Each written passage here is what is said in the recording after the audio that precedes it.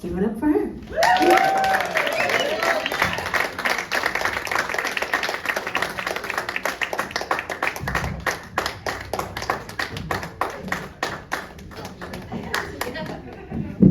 Hello, Spanway. Thank you for coming. Saturday night.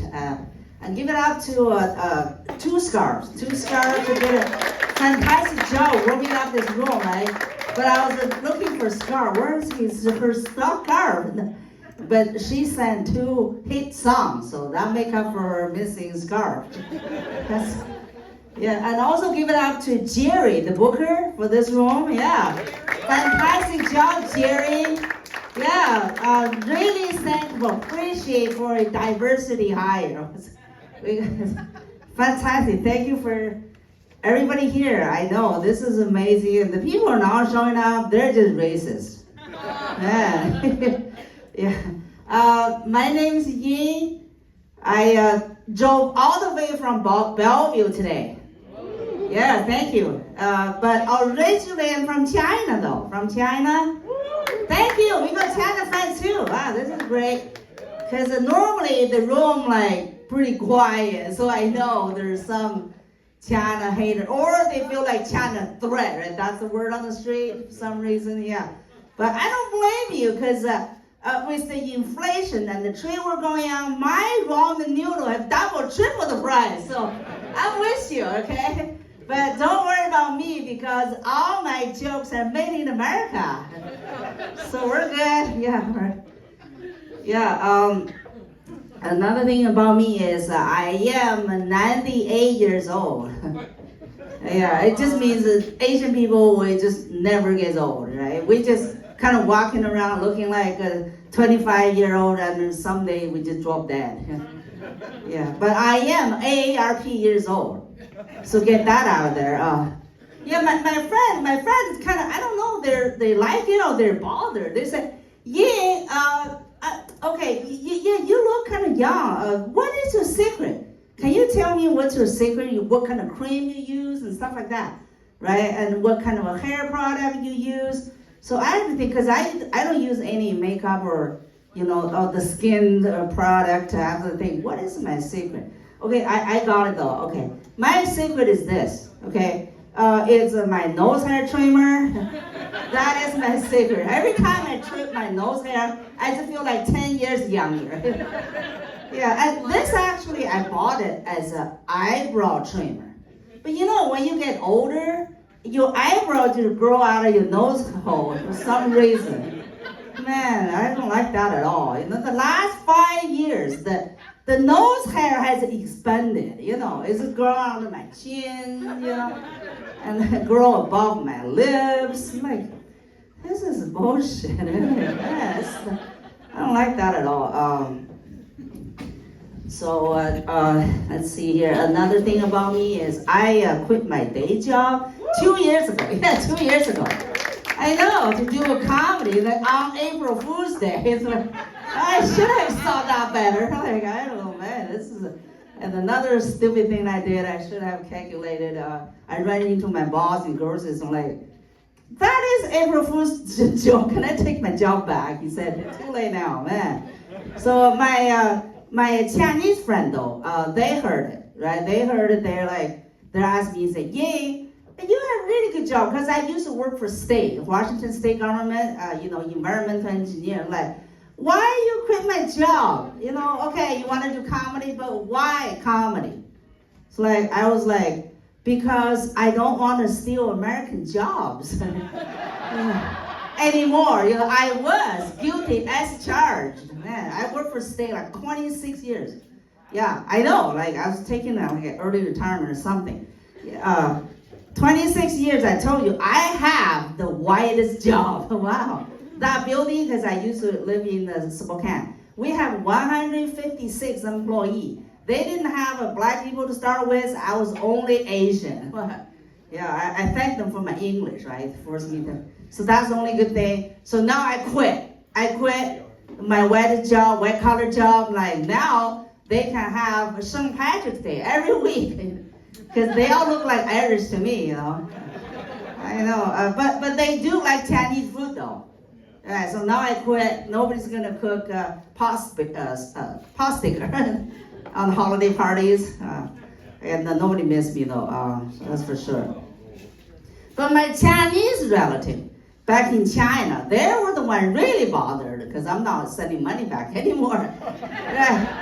So they call you out and like, yeah, all right, got it. You want to do like your American dream, you quit your job, pursue comedy. But tell me, what is your inspiration to do comedy? Like, whoa, this is a tough one. I have to think, you think all the people inspire me, like, got it, okay. My inspiration is a Shirley Temple. You heard that Shirley Temple? Is a child movie star back in the 1920s, 30s, right? If you have not heard Shirley Temple, I guess you're just too young, you need to Google that shit. Yeah. So from age of 3 to age of 10, I think during the 7 or 8 years, Shirley Temple made 29 movies. Do you know that? I know, I'm a big fan of Shirley Temple. I watched most of her movies. Like, wow. And she retired at age of 22. Retired from acting. I'm like, whoa. I got my first job at 22-year-old, right out of college. I'm like, man, I feel like I'm missing out. I miss out a lot. Now I gotta catch up with a 3-year-old. Back in China, their child labor normally start like 8 or 9 years old.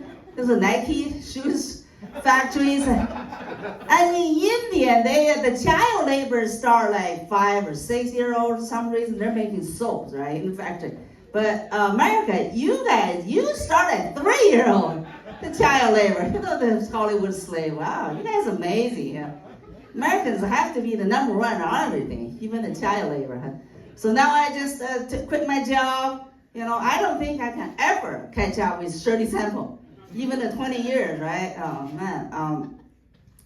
So anyway, the first thing I did after I quit my job 2 years ago, I was thinking, you know what, this is great, doing comedy and combined with my travel, because I love travel, used to it. So like the first thing I did is when I got a gig in South Carolina, Myrtle Beach. I was like, whoa, Myrtle Beach, I always wanted to go. I've never been there. So I booked myself a whole week. So I got Monday night, I did my gigs, so like the rest of the day, the week, I'm just gonna enjoy the beach. So Tuesday, 10 o'clock, I went to the beach. It was a beautiful white, sandy beach, and you're like, whoa, I was sitting there for 2 hours. Like, it's great. So on Wednesday, I went back there again. I'm like, oh my God, this beach and this the ocean, just fucking so boring. It's like, so where's the punchline? Yeah, I want to go back. It's too much for me. I only had one gig on Monday night, but I booked whole week. So kind of comedy changed my mind. I realized, no, I did not enjoy travel without comedy. Doesn't matter how beautiful the scene is, I just lost appetite. So I kind of changed now. Last week I was in Chicago doing a gig at Laugh Factory. So I learned my lessons, no more travels, but at least I need to go to downtown because it's Chicago famous for their buildings, right? The architecture, right? They're I drove around town this just, once you see one tall building in New York, all tall buildings look the same. And man, yeah, I it's too boring. Anyway, so I 2 years, I can report to you, no, I have not made money. Yeah, and another reason I moved, I used to live in Spokane, but I moved to Seattle last year. Was my son, 19-year-old, right now he's in second year in UW. UW student, yeah. So, but 2 year though, I was like, oh, my savings are kind of draining my savings, not really making money on the comedy. So I was panicked, I need a plan B. So I called my son, hey, listen, now you're second year in college. Can you just hurry up and graduate, find a job, buy a house? My new dream, I'm modifying my new dream, okay? I'm not making money, so my new dream is move into your basement when you buy a house. So my son is panicking, he's panicking. So wait a second, let me ask my girlfriend, right? I'm like, girlfriend? I thought your mommy's boy. You guys not even married, why do you need to ask her? But anyway, 2 weeks later, he called me back. My son said, all right, about that thing, you want to move into my basement. Is this a culture thing? I was thinking about it, I was like, all right, it is a Chinese culture thing. And he said, all right, if it's culture thing, yes, you can move into my basement. If it's your American dream, you're on your own. Fuck that. Jesus. Nobody cares about American dream anymore. Wow. So now I'm working on my Chinese dream to move into his basement. It's so tough out there, you know what I'm saying? I am a single mother for 3 kids. My son is my youngest. I'm talking about, I'm 80 years old, right? Tell you, single mother for the last 7 years for a teenage boy is not that easy. Because the other 2, they're out of the house. They graduated college, many years ago. So I feel like the last 7 years, I just tiger mom by day and cougar mom by night. Yeah, not to him, not to my son. No, I do draw the line. Yeah, just all his friends he brought home. I just chase around them. One boy actually said, "Well, I'm good. Thank you for your interest." Whoa. I took that rejection very hard, because I feel like how many pounds of barbecue chicken that I wasted. Every time they came to feed them, this is not good. But one thing I find out as a single mom though is privacy, which I don't have. I don't have any privacy because my son's room is directly across the hallway from my room. For some reason, my son likes to use my bathroom. The master bathroom. I said, well, why you let this shit on my toilet, It's always in and out of my room, right, to go to the bathroom. My son said, because your bathroom toilet is for sitting. My toilet is for standing. This is bullshit. I tell you though, for 7 years, he's in and out of my room all the time. I have a pretty good record because he has never called me naked in bed with a man. But he called me in the hallway. Yeah, so one time I brought a date home. I can date, right? I can date, single mom. Yeah, it's a 3rd day. On 3rd day, I don't do one night stand, right? So I brought a 3rd day home. We were talking on the couch. We're trying to make a way to my room. For some reason, we just ended up on the floor. Just can't wait, right? And all of a sudden, my son's room just opened up. He just opened the room like, oh my God, what you guys doing? This is disgusting. I was like, I had to pick out the clothes, cover myself. So like, what? You're here. It's your dad day. Like, why you're here? I'm trying so hard to get your stepdad, Now you just ruin it. He just walked in on us. I was like, man, we're still single. I'm still single. Gosh, this is not good at all. Yeah, but my son graduated from high school during pandemic. During pandemic, I think it's a few 6 weeks actually before his graduation. His teacher called me, said, "Ying, I want to let you know your son is a valedictorian." I was like, "A valedictorian? What? Is he in trouble? Has he got some disease or something?" Because up to that point, I had never heard that word. But that is a long word, right? And I said, okay, I'll make sure he gets his second shot. Because my son was not a fan of a vaccine. They got first vaccine, and he said, that's enough for him. So I was very nervous. Like, finally, the teacher called, right? So the teacher said, no. Okay, he's not in trouble. He's a good boy. I said, good boy, how good? I said, oh, it just means that he's going to give a graduation speech. I was totally surprised because I'm type of a tiger mom is kind of like hands off. I have never signed him up any extra curriculum, class, never. I just kind of remote control kind of a tiger mom.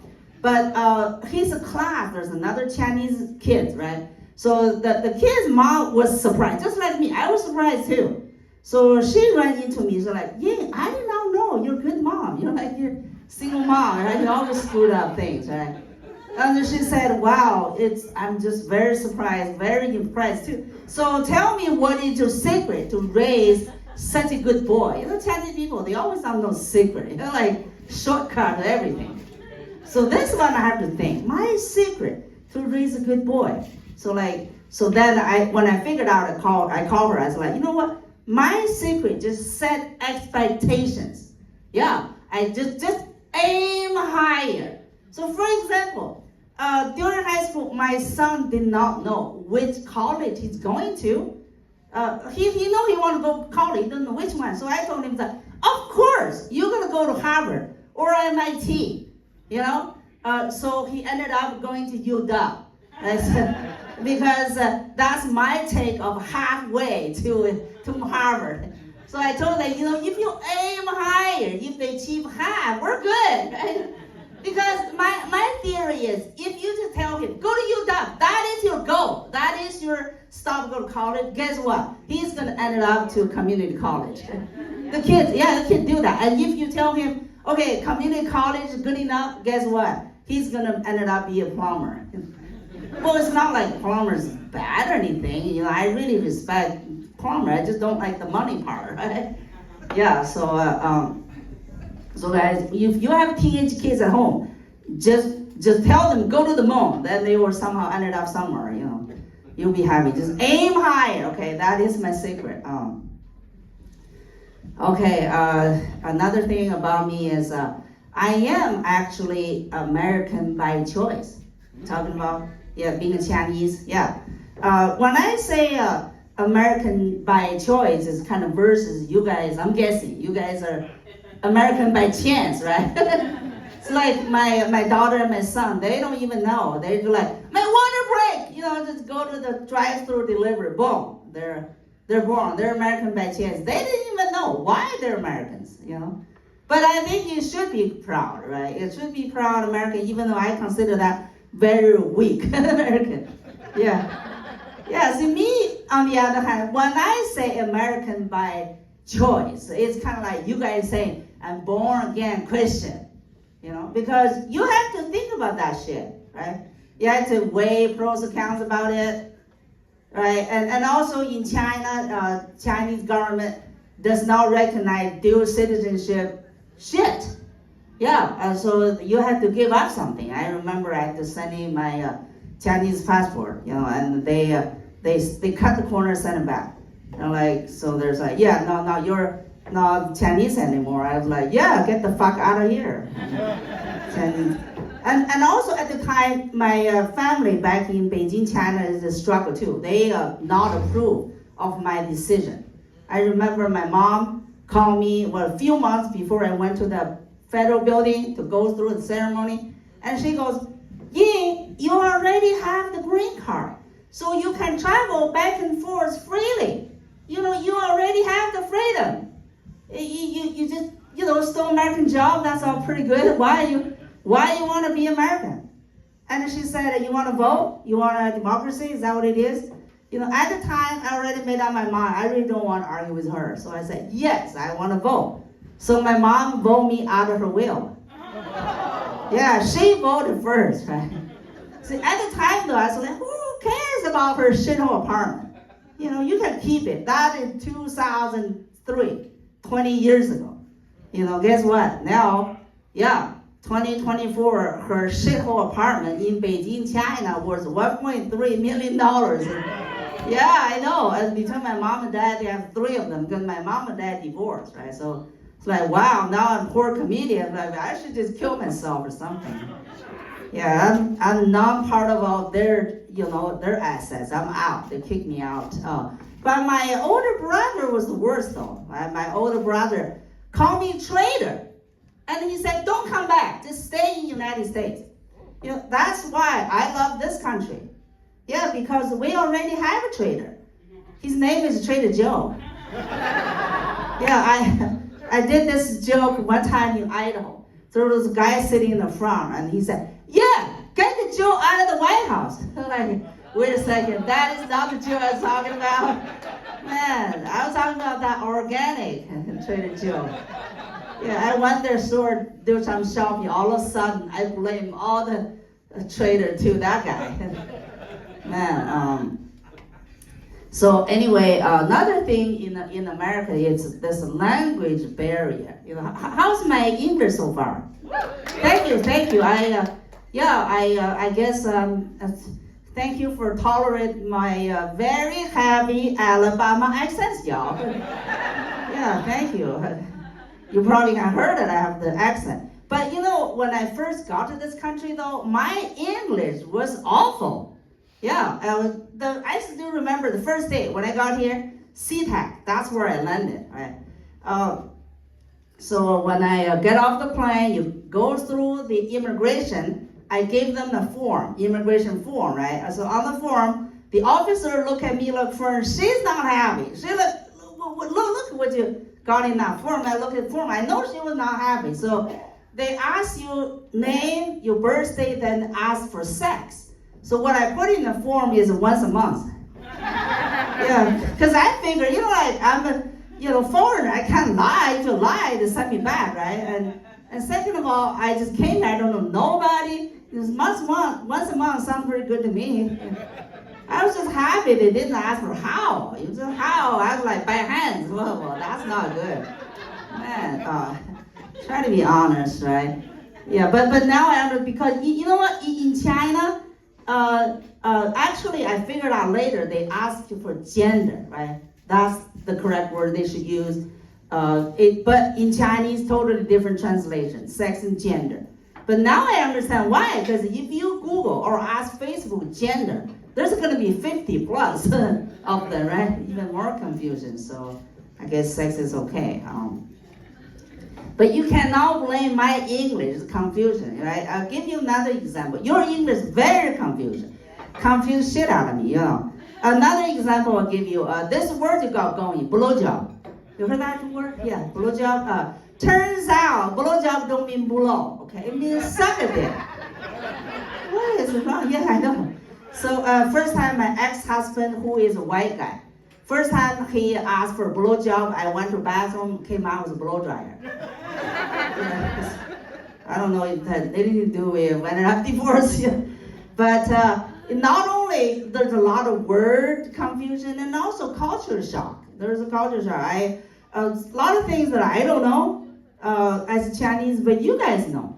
And so I remember during an argument with my ex-husband, that white guy. So he said this to me. He said, "You do know you have flat ass, right?" I'm like, no, I did not know that. I did not know I have a flat ass, and nobody ever told me. When I was in China, my grandma told me one time I have a wide hip, which means the baby just fall out if I have one. Man, but flat ass, no, I don't know that. So I was like, how flat? And he said, as flat as North Dakota. So I Googled that shit. Sure enough, North Dakota is the flattest state. So ever since that day that he pointed out, I have a flat ass. So every time there's argument in our house or any problem, for some reason he always blamed my flat ass. So we were arguing about dirty dishes not being done and laundry pile up. One time I was yelling at him, "Hey, look, the grass is so tall. You haven't mowed the lawn for 2 months. Can you go cut the grass?" And he said, "Look at your flat ass." Wow. So nothing gets done in my household, Over time, I feel like my flat ass is somehow a scapegoat of all the problems in the world. Yeah, one time we was talking about the Vietnam, war. It's like, me, my flat ass, like I caused that? No, this is Chinese flat ass. It's not a Vietnamese flat ass. Don't get that twisted, right? And then, 9/11 in New York City, the Twin Tower fell. Okay, it's my flat ass fault, right? Everything's my fault. So we ended up divorced. I, can't do blowjob, now I got flat ass. Yeah, well, okay. So anyway, during pandemic though, okay, when I get very excited, some reason my tears just come out my nose.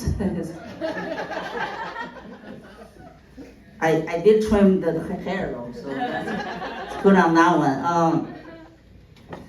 I've been in the United States for 30 years. I'm American now, very proud, but still have people ask me, how you ended up here? They said we're ended up here. So make me think, okay, how I ended up in the US, right? So like, now I say, you know what? Actually, America, you sold it to me. You sold the idea to me, being American. I tell you, example, first thing you sold to me when I was in China is a Coca-Cola. I said, wow. I remember first time I tasted this Coca-Cola, I'm like, this thing, dark liquid, is amazing. For some reason, it's a little bit sweet and a little bit bitter. The once I drink it, I just could not stop. That is my first drug. So like this Coca-Cola from America is amazing. When I got my first job in China, I just spent the whole salary the first month to buy a whole case of Coca-Cola in like $18 something. And the second thing you sold it to me is KFC, Kentucky Fried Chicken. I remember the first KFC opened in Beijing, China. I was going there line up. Like people were lining up outside for hours trying to get in. I got in there. I ordered a dish, chicken. It's like the whole chicken leg. Like this is amazing because in China, back then, not now, back then, you don't see a whole leg chicken. They all chop it out very small. The chicken thing, and you don't know what's in there. Like could be a cat, could be rats, or maybe bats, right? This is a whole leg chicken leg. This thing is amazing. So I'm hooked. I'm a big fan of KFC chicken. Okay. The third thing you sold to me is this concept of melting pot. I took a class when I was in college, talking about American history. So it's like other chapter, the Civil War, okay, go. But then they have thing chapter talking about American is a melting pot. It's like, oh my God, tell me more about it. I want to know. So they're saying New York City have 156 nationalities. Wow, I was so amazed. I just love that idea. Like, you know what? After class, I'm packing. So I flew over when you guys are busy building that wall. My first stop is Moscow, Idaho. University of Idaho, that's my first stop in the United States, and because that is the whitest town. So your weakest link. Because in New York City, I couldn't get in. Their university too hard. And Moscow, Idaho, you know that place, right? That 2 years ago, the quadruple murder happened. That kind of took my pride away, because I graduated there. I got my first job in Pullman, WSU, and that's where the PhD student, he getting his, remember the criminal justice department or something, like they ruined two places for me. Those two places I stayed 3-4 years. So like, when I heard that news, the quadruple murder things, I'm like, the criminal justice department, don't you think they should teach the student, class number 1, do not kill people? Apparently they forgot that, right? So anyway, when I was a student in University of Idaho, I was working on my master's degree. So that's my first stop, right? I just find out every time I drink cold milk, I got diarrhea. So I have to, take a pill kind of to stop the leak, right? And also every time I eat pizza, now anything with cheese, I got constipation. So I gotta take another pill to get the shit going, right? So it took me a long time, about a year to get both of the symptoms, gone. So like, that means I get used to it, right? So like, okay, now finally I melted to your pot, and it took that long. But later though, when I think about that, I was like, what was I thinking? At the time, if I had a constipation, I should have just drink the cold milk, right? That should take care of both things. But for some reason, education not making me smarter. Right? But anyway, so I was like, I melted to your pot. It took a long time. But then when President Trump was the president, guess what? I started hearing, well, go back to your country. I'm like, whoa, American, what is going on? You wanna unmelt this pot now? You don't like the melting pot anymore? You want to separate, the soy sauce with the beans, with the, with your cheese, with your curries. What is going on? So now we're good, right? We're good. We still like melting pot? All right, thank you. I really appreciate that. Right, that's good. So we're back to the pot again. Yeah. But my point is that you guys sold me the idea. Okay. So it's not me. You know, we don't live in a vacuum. Okay. Let's see what's going on here. Another thing is okay. Let me think. So when I quit my day job, you know, people ask me, what do you do even, your day job? Because I work for Washington State Department of Ecology. You know, I don't like to tell people what I do, my day job. I don't, because it's kind of hard to explain, right? So one time a comic asked me, so, all right, let me explain. It's my day job is kind of like you go to the bathroom, you do your thing, right? And then you think you're done, you know, after you flush your toilet, that's where I pick it up. That's my job. I call it a sanitary slash sewer slash wastewater engineer. Then my son heard me saying that one time, and he said, all right, I got it. You just shit engineer. Wow, he was correct. I guess that's why I'm doing comedy, you know, at night. Yeah, I've been doing comedy for 10 years because so far, nobody called me shit comedian yet. Yeah, so that's my time. Thank you, everybody, for coming. Yeah, my name is Yin Wei Zhilang. Thank you.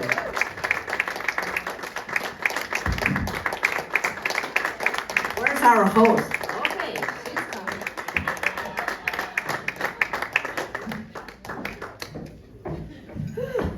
It's great to